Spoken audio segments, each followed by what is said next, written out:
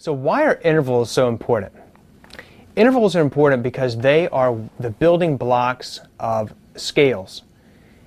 In order to have a major scale, you have to have certain intervals within. In order to have a major chord, you have to have certain intervals within that scale to make up that particular chord. So what I mean is, if you look at a piece of music and it says G7, that telegraphs to you certain information, and there's a lot of information packed in that simple notation of G7.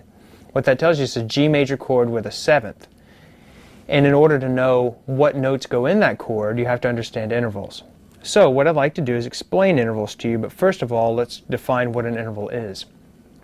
An interval is a space between two notes. So if you go from, remember on our power chord how I said you needed the root and the fifth? So if I go from the root to the fifth, that's the interval of a fifth.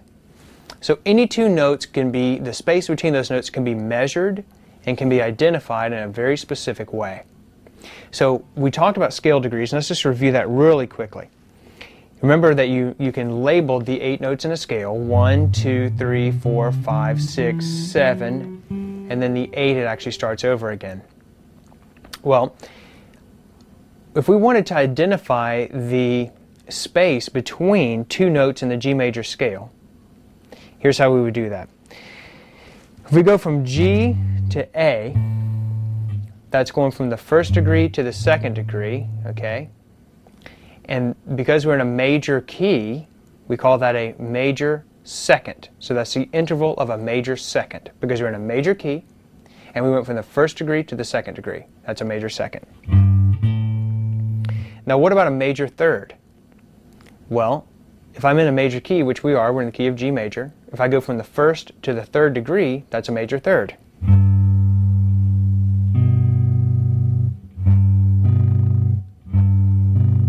That's going from the first degree to the third, so that's an interval of a major third.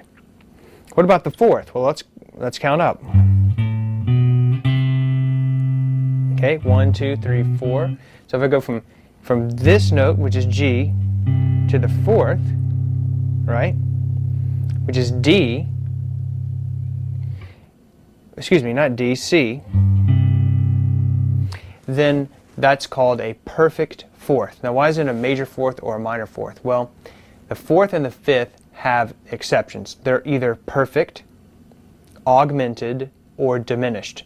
A fourth and a fifth will never be major or minor. So those are the only two exceptions that you'll need to know. So we now know from the smallest interval basically is a second, and in this case is a major second because you're in the key of G major. We've identified a third. We've identified a perfect fourth. We've identified now we're going to identify the perfect fifth. And that's my power chord, remember? Okay, so we've played 1, 2, 3, 4, 5. Let's play the sixth.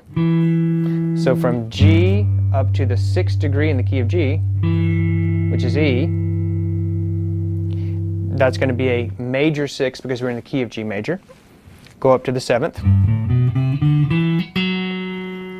Okay, which is F sharp. So G to F sharp is a major seventh. And then if I go up one more, that's the interval of an octave.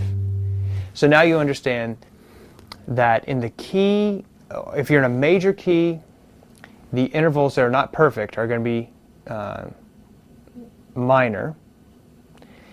And if you're in a major key, they're going to be major if they're not perfect. So let me give you a real-world example of why this is important. Remember that G7th chord I was telling you about? Well, I can tell you right now that if I wanted to make a G7th chord, I know it's a major chord, but I have to have the seventh in it because it tells me in the notation G7. So what's the seventh in the key of G? Well, let's count up. 1, 2, 3, 4, 5, 6, 7. So I know that if I'm going to have a G major chord, I've got to have at least the G and the 7.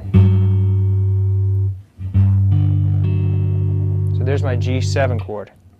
And that's actually a G major seventh. Most of the time a G7 means a G dominant 7, and we'll talk about what that means next.